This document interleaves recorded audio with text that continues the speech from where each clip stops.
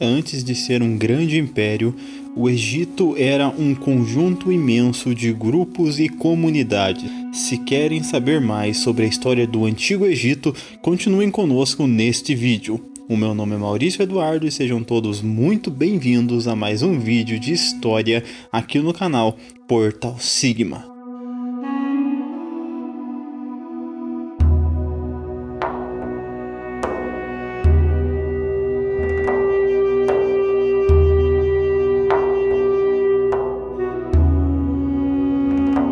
Quiserem ajudar o nosso canal, podem fazê-lo por meio da vossa inscrição no canal Portal Sigma, através do compartilhamento, dos comentários, do vosso like. Tudo isso ajuda muito o nosso crescimento e desenvolvimento aqui no YouTube.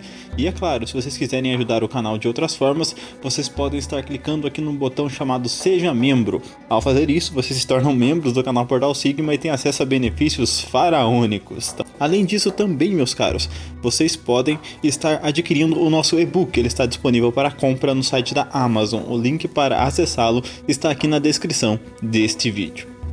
Nomos, esse era o nome dado a um grupo de povos que viviam em regiões próximas ao rio Nilo. E tais territórios eram controlados e regidos por um nonarca. Embora o nome seja parecido, não devemos confundir com monarca de reinado, embora também governassem uma determinada área. Com o passar do tempo e das alianças que cada aldeia fazia umas com as outras, foram formadas ligas, grupos de vários povos, e então se formaram dois grupos muito grandes, a saber, o Baixo Egito, Taar-Meru, que significa terra do papiro, e o Alto Egito, Taar-Shemu, que significa terra do junco, o norte e o sul do Egito Antigo.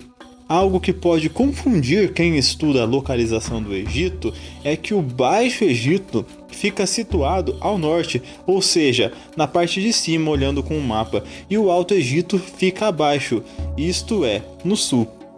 Mas e por que isso? O Nilo corre em direção ao norte e então se divide em vários braços até desembocar no mar Mediterrâneo. Por essa razão, o Baixo Egito situa-se ao norte. Como símbolo de regência, o Alto Egito possui uma coroa branca e o Baixo Egito uma vermelha. Quando o território foi unificado em um, ambas as coroas se converteram em uma, a qual coroaria a fronte do rei de todo o território. Mas e quem foi o responsável por essa unificação? Como ela ocorreu? Já mencionamos anteriormente que o homem que unificou Alto e Baixo Egitos e se tornou o primeiro faraó desse vasto território foi Menes ou Narmer. É difícil dizer quais foram as causas ou as motivações que Menes teve para unificar os dois reinos. Atualmente se tem mais perguntas do que respostas para tal evento, mas o que sabemos é que Menes conseguiu realizar tal união. Mas e como será que ele fez isso? Será que Menes foi um grande guerreiro, um grande lutador e através da força, da mobilização de exércitos ele conseguiu unificar os dois reinos?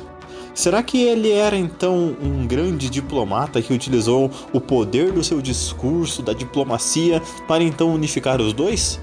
Teria ele então feito uso de alguma arma poderosa para então coagir, ameaçando assim as pessoas para que pudesse unificar esses dois reinos? Será que foi um mero acaso, um acidente que fez com que ele unificasse os dois? Alguma coincidência? Ou será que ele sequer tinha interesse e acabou unificando por conta de outra pessoa que acabou falando com ele? Enfim, são muitas as questões, muitas as perguntas e poucas as respostas. O que nós sabemos é que sim, os dois reinos foram unificados e Narmer ou Menes foi o responsável por volta de 3100 a.C., no final ali do que nós chamamos de pré-história egípcia, ou seja, o período pré-dinástico, foi ele que foi o responsável por estar unificando esses dois reinos, o Alto e o Baixo Egito. A unificação trouxe benefícios, claramente, mas inevitavelmente, como o Thanos, que diz ser inevitável, também trouxe problemas. Eram povos distintos em sua cultura e dialetos, por exemplo. O povo do Alto Egito adorava com grande fervor e reverência a deusa Nekhbet ou Nekhbit, a qual era associada ao deus Horus, enquanto no Baixo Egito uma divindade muito cultuada era Wadjet, uma deusa que era representada por uma mulher ou então por uma víbora, e esta podia estar de alguma forma conectada a Set, o qual era tio de Horus e também seu adversário. As narrativas mitológicas colocam ambos os deuses em confrontos e ao final de seus embates tem-se Horus como sendo o vencedor. E da mesma forma como na mitologia, em que Horus derrota Set e recebe o símbolo de um rei, a coroa, do Alto e do Baixo Egito, o Alto e o Baixo Egito mantêm então os seus costumes. No entanto, o Alto Egito mantém seus costumes ainda mais fortes, principalmente com relação ao culto ao deus Horus. A mitologia, por mais utópica que seja, revela acontecimentos históricos, e isso também aconteceu entre Creta e Atenas, quando o herói grego Teseu derrotou na lenda o Minotauro. O que de fato ocorreu foi que o poder político dos cretenses caiu significativamente, e a narrativa mitológica explica isso, mas de uma forma diferente. Menes conseguiu estabilizar o reino unificado, tanto que divindades adoradas pelos dois povos passaram a participar juntas em cultos e rituais, simbolizando a unificação de alguns costumes.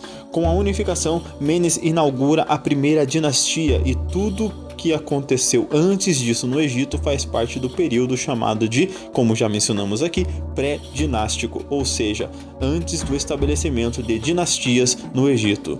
Um antigo historiador egípcio chamado Maneto ou Maneton foi o responsável por fazer uma divisão dos faraós em dinastias e usou a palavra grega dinasteia, que significa poder, senhorio e comando.